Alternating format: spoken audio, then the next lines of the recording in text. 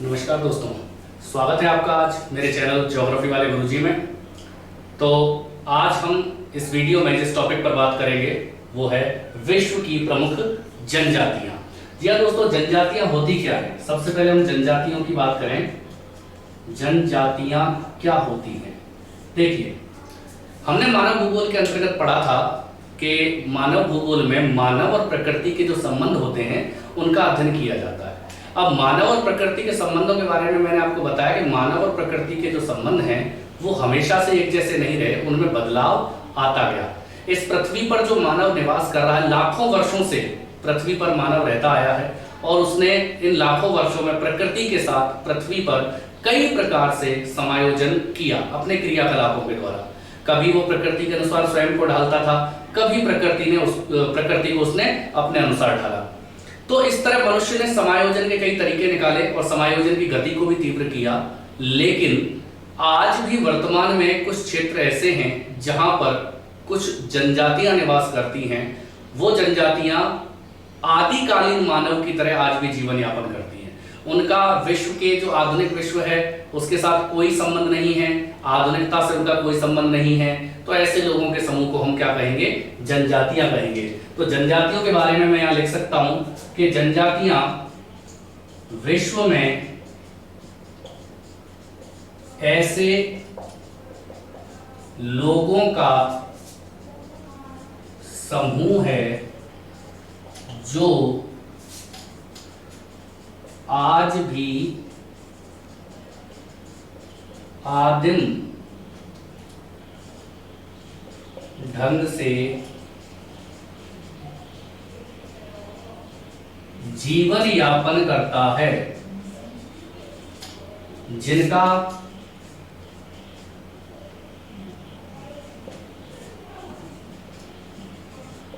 आधुनिकता से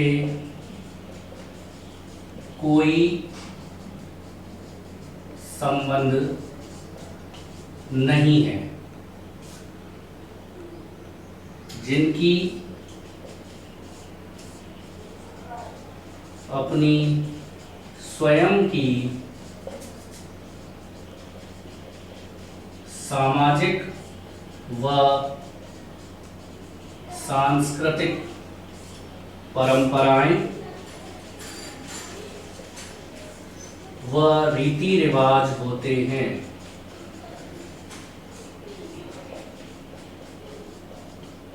देखिए दोस्तों, बड़ी सीधी सी परिभाषा है, बड़ी सरल परिभाषा है। विश्व में ऐसे लोगों का समूह जो आज भी आदिम तरीके से, यानी कि जैसे आदिकालीन मानव हुआ करता था, जंगलों में रहता था, जंगली जानवरों से, जंगली कंदमूल, फल इत्यादियों से अपना जीवन यापन चलाता था, तो ऐसे लोगों का समूह जो आज भी आदिम तरीके से आदि मानव की तरह अपना जीवन यापन करता है, आधुनिक विश्व से यानी वर्तमान तकनीकी युग से उसका कोई संबंध नहीं होता है। और ये जो जनजातियां होती हैं इनकी स्वयं की अपनी कुछ सामाजिक व सांस्कृतिक परंपराएं, रीति रिवाज होते हैं, कुछ विशेषताएं होती हैं। इनका जो जीवन जीने की जो मुख्य क्रिया है वो आज भी भोजन संग्रहण, आखेट और आदिकालीन जो निर्वाहन कृषि हुआ करती थी वही है, उसके द्वारा ही अपना जीवन यापन करते हैं। तो इस जनजाति की इस परिभाषा को आप लोग स्क्रीनशॉट लेकर लिख सकते हैं। ये थी जनजाति की परिभाषा। जनजातियां जो होती हैं विश्व के जो दुर्गम इलाके होते हैं जहां आम जनता जो है आम जीवन नहीं व्यतीत किया जा सकता, ऐसे दुर्गम इलाकों में जनजातियां पाई जाती हैं। जैसे कि बहुत ज्यादा ठंडे इलाके, ध्रुवीय क्षेत्र, गर्म मरुस्थल, घास के मैदान, सघन वन, इन क्षेत्रों में कई प्रकार की जनजातियां निवास करती है। बता देता हूं कौन कौन सी जनजातियां हैं। मुख्य जनजातियों के बारे में बात करते हैं। अगर हम बात करें दोस्तों, सबसे पहले ठंडे व ध्रुवीय क्षेत्रों में जो जनजातियां रहती हैं उनमें मेन है एस्किमो और सेमोयर्स। एक तरीके से एस्किमो जनजाति का ही भाग है सेमोयर्स। याकूत है, चकची है, तुंग है, ये एस्किमो जनजाति के नाम है। अलग अलग क्षेत्रों में अलग अलग नामों से जाना जाता है। दूसरा अगर हम बात करें विषुवत रेखीय सघन वनों में जो जनजाति पाई जाती है उनमें है पिग्मी सेमांग, सकाई आदि जनजातियां पाई जाती हैं। तीसरी अगर हम बात करें उष्ण कालाहारी मरुस्थल में जो जनजाति पाई जाती है, बहुत ही मुख्य जनजाति है दोस्तों, बुशमैन। अगर हम बात करें उष्णकटिबंधीय घास के मैदानों में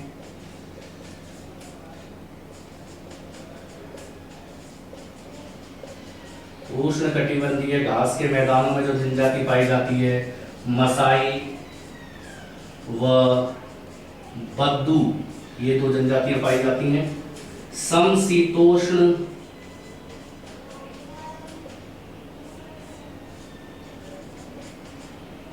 घास के मैदानों में किर्गिज जनजाति पाई जाती है। और अगर हम बात करें पहाड़ी व पर्वतीय क्षेत्रों में भील, मीणा, गोंड, संथाल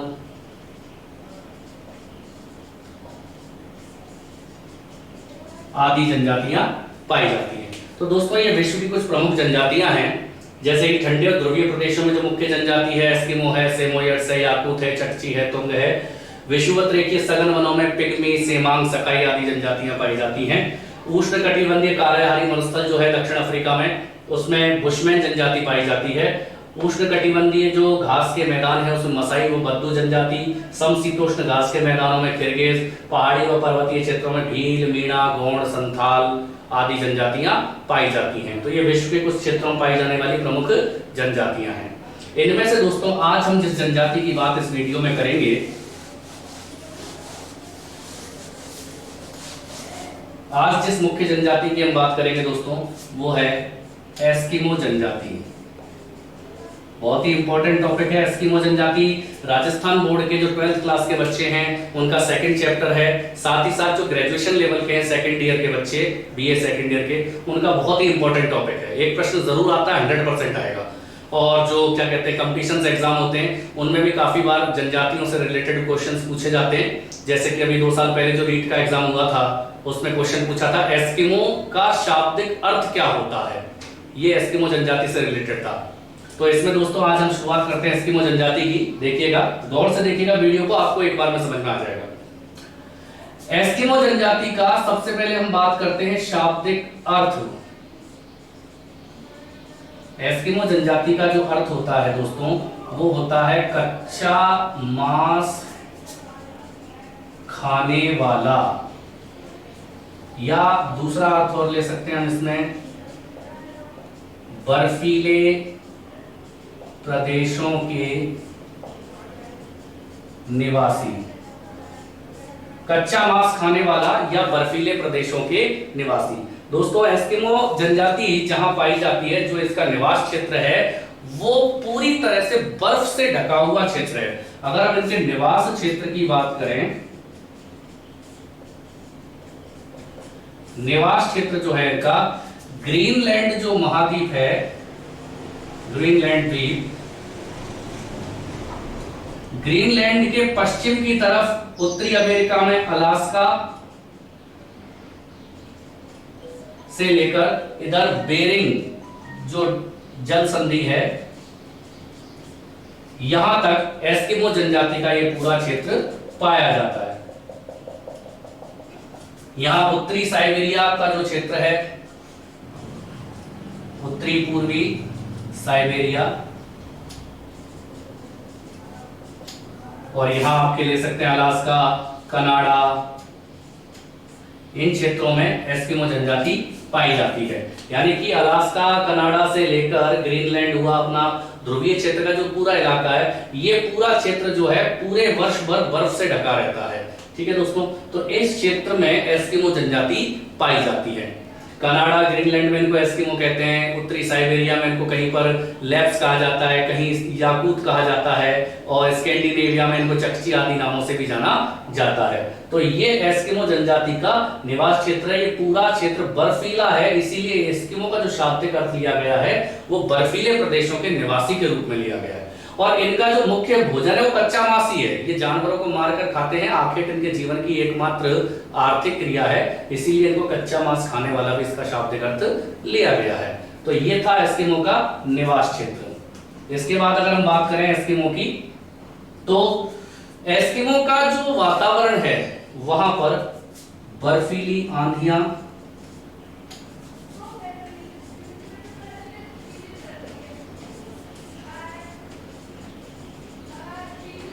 और कम रोशनी युक्त वातावरण वहां पाया जाता है।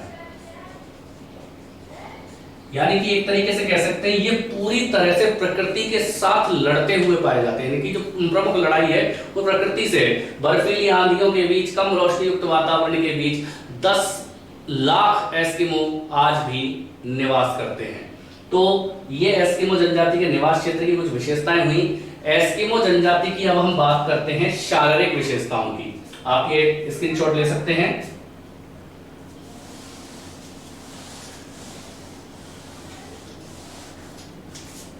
अब हम बात करेंगे एस्किमो जनजाति की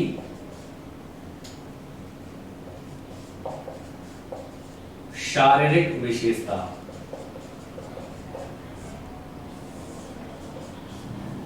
देखिए दोस्तों, एस्किमो जनजाति जो है, सबसे पहले तो आपको ये बता दूं, ये मंगोल प्रजाति से संबंधित है। मंगोल प्रजाति, प्रजाति लोगों का समूह का एक ऐसा वर्ग होता है जिनके शारीरिक व आनुवंशिक गुण सेम होते हैं, ऐसे लोगों को प्रजाति कहा जाता है। तो मंगोलिय प्रजाति से संबंधित होते हैं, और इनकी जो शारीरिक विशेषता वो ये है कि इनका जो चेहरा होता है वो सपाट व चौड़ा होता है। इनकी बाल काले व भद्दे होते हैं। नाक चपटी होती है। दांत सफेद व मजबूत होते हैं। पुट्ठे मांसल होते हैं। ये कुछ एस्किमो जनजाति की शारीरिक विशेषता है। जबड़ा बाहर की तरफ निकला होता है, चौड़ा और बाहर की तरफ निकला हुआ होता है। तो चेहरा सपाट है, चौड़ा है, बाल काले व भद्दे हैं, नाक चपटी, दांत सफेद और पुट्ठे मांसल का जबड़ा चौड़ा होता है। अगर हम इनके चारित्रिक विशेषताओं की बात करें, इनके चरित्र की, तो दुनिया के सबसे ज्यादा हंसमुख प्रकृति के ये लोग पाए जाते हैं। सबसे ज्यादा हंसमुख और सबसे ज्यादा प्रसन्न चित्त जनजाति अगर कोई है तो वो एस्किमो जनजाति है। दुनिया की सबसे ज्यादा हंसमुख जनजाति, सबसे ज्यादा प्रसन्न चित्त जनजाति। इनके चरित्र की एक सबसे बड़ी विशेषता ये है कि कितना भी गंभीर संकट क्यों ना आ जाए, कठोर से कठोर संकट में भी इनका जो विश्वास है, गंभीरता है, विवेक है, वो अड़िग रहता है, बना रहता है। यानी कि अच्छे बड़े से बड़े संकट में भी अपने धैर्य को नहीं खोते हैं, धैर्य इनका बना रहता है। ये इनकी सबसे बड़ी चारित्रिक विशेषता है। दूसरा अगर इनकी बात करें हम, तो ये चोरी करना और झूठ बोलना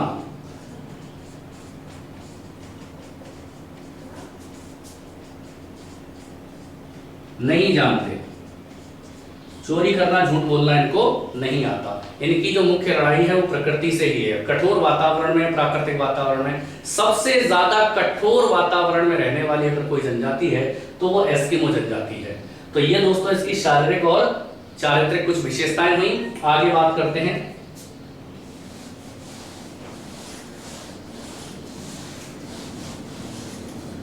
आर्थिक क्रिया।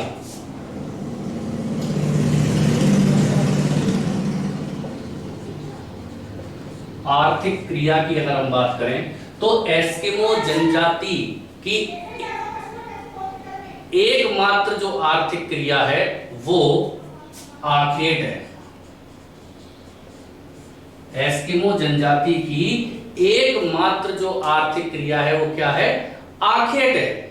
शिकार के द्वारा ही ये अपना और अपने परिवार का भरण पोषण करते हैं। शिकार ये हर ऋतु में करते हैं। शीतकाल की अगर हम बात करें, ध्यान रखना दोस्तों, यहाँ पर शीतकाल लंबा होता है, जाड़े की ऋतु बहुत लंबी होती है, ग्रीष्म ऋतु बहुत छोटी होती है, और जो वार्षिक औसत तापमान है वो 0 डिग्री से भी कम होता है, इतनी ज्यादा सर्दी पड़ती है यहाँ पर।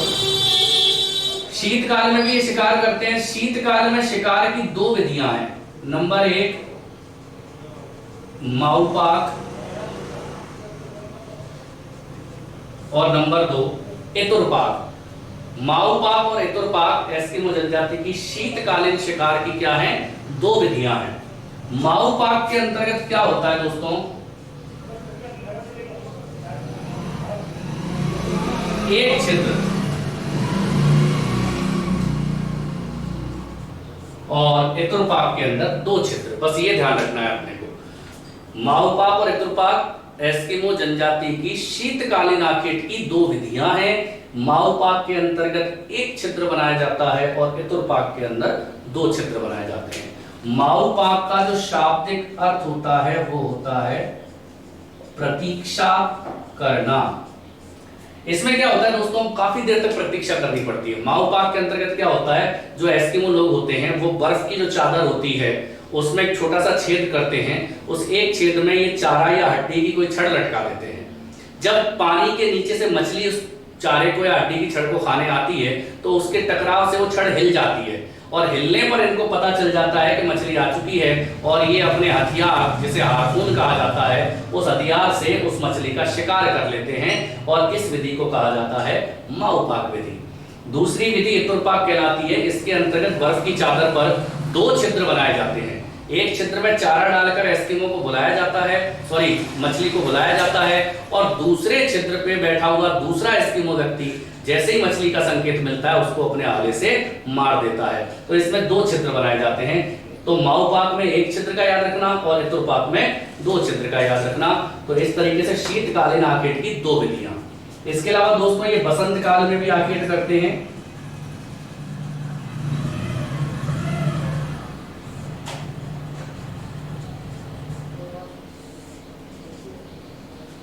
बसंतकालीन आखेट।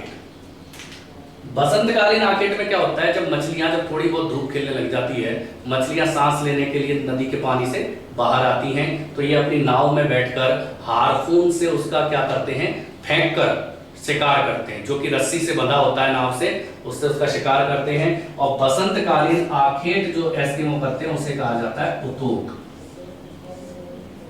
एस्किमो जनजाति द्वारा बसंतकालीन आखेट की विधि को उतोक कहा जाता है। ठीक है दोस्तों, तो ये आर्थिक क्रिया के अंतर्गत एक तो शीतकाल में 2 प्रकार का आखेट हुआ, माऊपाक और एतुरपाक, और बसंत काल का आखेट हुआ उतोक। इसके अलावा ये ग्रीष्म काल में भी आखेट करते हैं, जिसमें ये कैरिबो,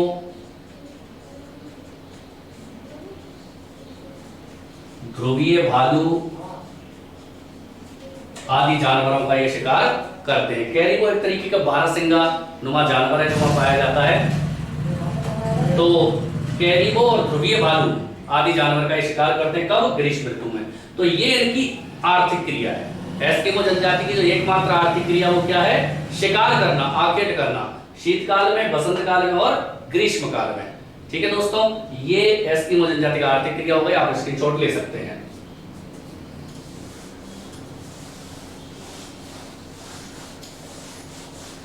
अब बात करते हैं एस्किमो जनजाति के आवास। एस्किमो जनजाति के जो आवास होते हैं दोस्तों, एस्किमो जनजाति ग्रीष्म ऋतु में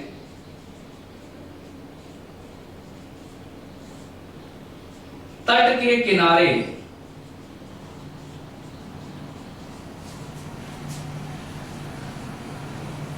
तंबूनुमा अस्थायी आवास बनाती है।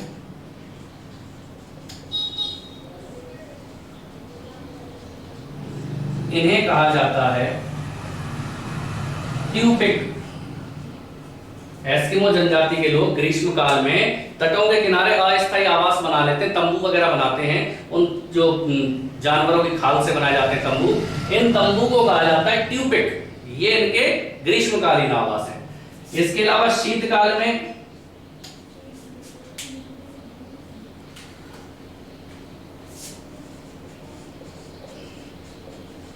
जो इनका मुख्य आवास है वो है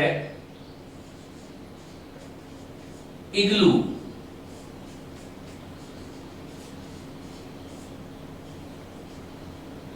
इनका जो मुख्य आवास है वो इग्लू है। इग्लू क्या होता है? बर्फ की जो शिलाएं होती हैं उनको काट कर एक इस प्रकार का घर बनाते हैं। बर्फ की शिलाओं को काटकर इस प्रकार का एक घर बना दिया जाता है।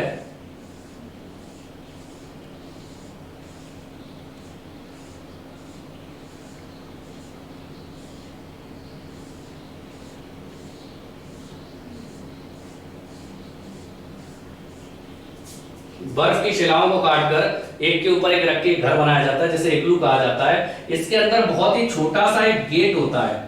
इस गेट में से लेट कर ही अंदर जा सकते हैं और लेट कर ही बाहर आ सकते हैं, इतना छोटा गेट होता है।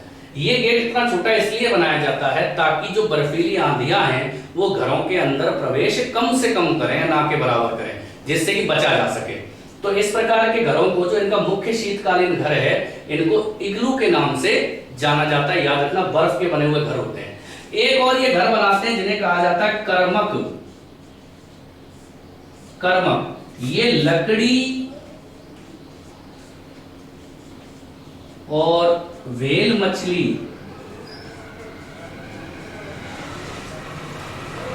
की हड्डियों, लकड़ी और व्हेल मछली की हड्डियों से बनाए हुए भूमिगत घर होते हैं। अर्थात ये भूमि के अंडरग्राउंड बनाए जाते हैं। 2 से 3 फीट तो ये भूमि के अंदर रहेंगे और 1-2 फीट ही ये भूमि के बाहर रहते हैं। अंदर ही अंदर सुरंग द्वारा इनका रास्ता बाहर की तरफ निकलता है। तो इस प्रकार एस्किमो जनजाति द्वारा 3 प्रकार के घर में बता देता हूं आपको। ग्रीष्म काल में जो अस्थायी तंबू बनाए जाते हैं उनको तो कहा जाता है ट्यूपिक, और जो शीतकाल में स्थायी घर बनाते हैं जो बर्फ के बने हुए होते हैं उन्हें कहा जाता है इग्लू। तो लकड़ी और व्हेल मछली की हड्डियों से जो भूमिगत घर बनाए जाते हैं उन्हें कर्मक के नाम से जाना जाता है। ठीक है दोस्तों, ये इनके आवास हो गए या आदिवास।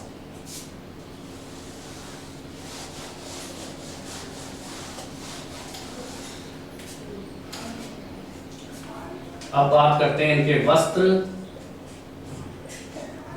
एस्किमो जनजाति कैरिबो जानवर की खाल के बने वस्त्र पहनते हैं।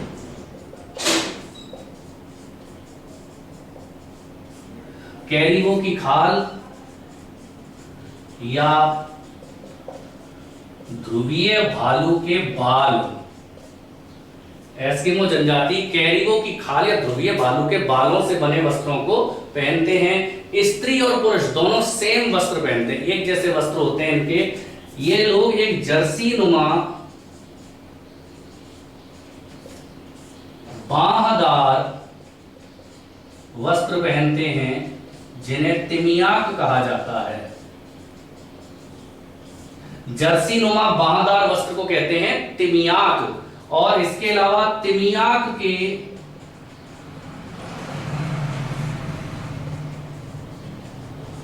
ऊपर पहने जाने वाला जो वस्त्र होता है उसे कहते हैं अनुहाक।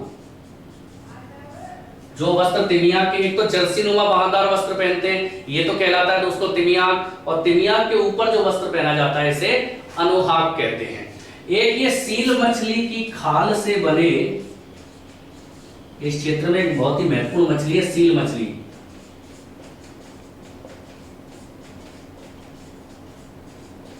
सील मछली की खाल से बने विशेष जूते पहनते हैं, इन्हें कहा जाता है कार्मिक या मुगलुक्स। ध्यान रखना दोस्तों, एस्किमो जनजाति एक तो जर्सी नुमा बाहदार वस्त्र पहनती है, वो तो कहलाती है तिमियाक, और एक तिमियाक के ऊपर जो वस्त्र पहनते हैं उन्हें कहा जाता है अनुहाक।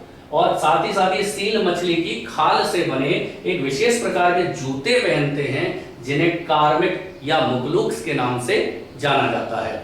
ये एस्किमो जनजाति के वस्त्रों की बात हो गई। आगे देखते हैं। अब देखिए, एस्किमो जनजाति के कुछ विशेष जो ये उपकरण काम में लेते हैं उनकी बात कर लेते हैं।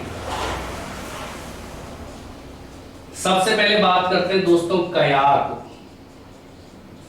कयाक एस्किमो जनजाति द्वारा बनाई गई एक छोटी नाव होती है जो कि व्हेल मछली की हड्डियों से बनाई जाती है। इसे छोटी नाव को कहा जाता है कयाक कहा जाता है। एक होता है उमियाक। उमियाक भी नाव है, इसे बोलते हैं बड़ी नाव। जब ये बड़ी मछलियों का जैसे व्हेल मछली वगैरह का शिकार करने के लिए जाते हैं बड़ी मछलियों का, तो बड़ी मछली के शिकार के दौरान जिस नाव का ये प्रयोग करते हैं उन्हें उमियाक के नाम से जाना जाता है। एक इनका जो अस्त्र है वो है हारपून। बहुत ही महत्वपूर्ण इनका अस्त्र, यानी कि एक भालानुमा हथियार होता है। भालानुमा हथियार, जिसका आगे का जो सिरा होता है वो हाथी दांत का बना होता है, नुकीला सिरा। भालानुमा एक हथियार है जिससे ये जानवरों का क्या करते हैं, शिकार करते हैं, उसे कहा जाता है हारपून। एक विशेष जो चीज है वो है स्लेज। स्लेज है एस्किमो द्वारा उपयोग में ली जाने वाली पहिए विहीन गाड़ी। इसमें लकड़ी की एक गाड़ी होती है जिसमें पहिए नहीं होते। उस पहिए ये शिकार के लिए या आवागमन के लिए इन गाड़ियों का प्रयोग करते हैं। इन गाड़ियों को खींचने का काम कुत्ते या रेंडियर करते हैं। कुत्ते या रेंडियर जो जानवर वहां पाए जाते हैं वो इन गाड़ियों को खींचने का काम करते हैं। इनमें क्या होता है, कैरिबो की जो सींग होती है उस सींग से तो इनका एक हत्था बनाया जाता है, या कह सकते हैं स्टीयरिंग, इस गाड़ी का स्टीयरिंग रस्सी बंधी होती है। इसमें 5-6 कुत्ते लगाए जाते हैं खींचने के लिए। जो सबसे हष्टपुष्ट और उत्साही कुत्ता होता है उसको तो आगे लगाते हैं, बाकी 3-4 जो कमजोर कुत्ते होते हैं उनको पीछे लगाया जाता है। कुत्तों के अभाव में ये काम रेंडियर जानवर द्वारा किया जाता है। तो इस प्रकार ये एस्किमो के कुछ उपकरण हैं, कुछ चीजें हैं जो एस्किमो जनजाति काम में लेती है। कयाक हो गया, उमियाक हो गया, हारपून और स्लेज। ध्यान से देख लीजिएगा दोस्तों इनको।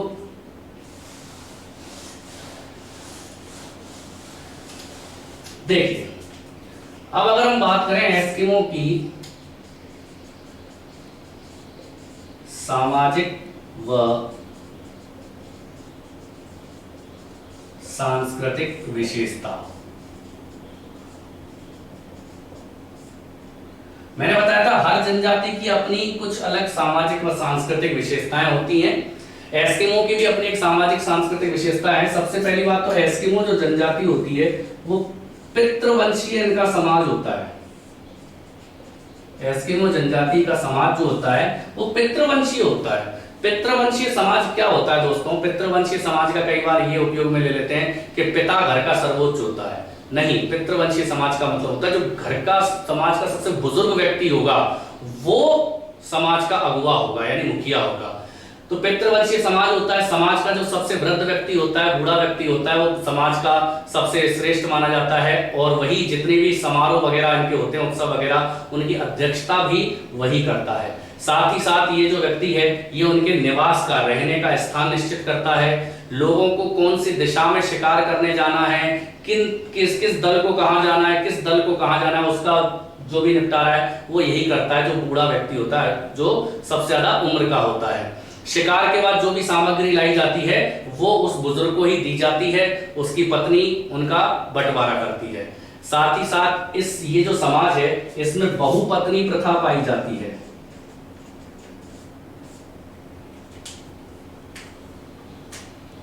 बहुपत्नी प्रथा, एक पुरुष कई स्त्रियों के साथ विवाह कर सकता है, साथ ही साथ स्त्रियां भी कई पुरुषों के साथ यौन संबंध स्थापित कर सकती हैं। और इनकी एक सबसे बड़ी विशेषता, ये सामाजिक विशेषता कह सकते हैं कि जब घर में कोई अतिथि आता है यानी कोई मेहमान आता है तो उस मेहमान के स्वागत और सम्मान के लिए भी घर की स्त्रियां उनके साथ यौन संबंध स्थापित करती हैं। और ये जो जनजाति है ये भूत प्रेतों में विश्वास रखती है, जादू टोनों में विश्वास रखती है। कई बार भूत प्रेतों को शांत करने के लिए भी स्त्रियां दूसरे पुरुषों के साथ यौनाचार करती हैं। तो इस प्रकार ये जो समाज है ये इसकी सामाजिक सांस्कृतिक विशेषता है। एस्किमो जनजाति जो भाषा प्रयोग करती है उस भाषा को कहा जाता है एल्यूट।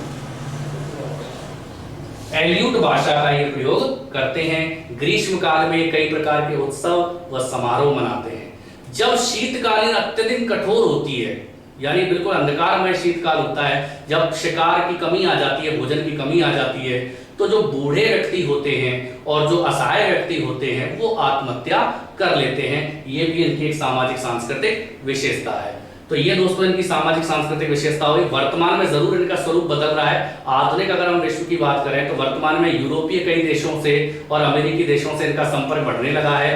तो धीरे धीरे ये जो जानवर होते हैं या जंगली जो पदार्थ होते हैं उनका व्यापार भी करने लगे हैं। इन पे आधुनिकता का प्रभाव आ रहा है। अमेरिकी लोग, यूरोपीय लोग इनको ईसाई धर्म में परिवर्तित करने पे लगे हुए हैं, लेकिन फिर भी दुनिया की सबसे कठोरतम क्षेत्र में रहने वाली जनजाति मानी जाती है। आज भी कई लोग एस्किमो की परंपरा के अनुसार जीवन यापन करते हैं।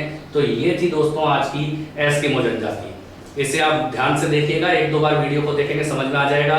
12th के विद्यार्थी और BA सेकेंड ईयर के विद्यार्थी तो जरूर इसको देखें, उनकी पूरी टॉपिक इसके अंदर क्लियर हो जाता है। Thank you so much.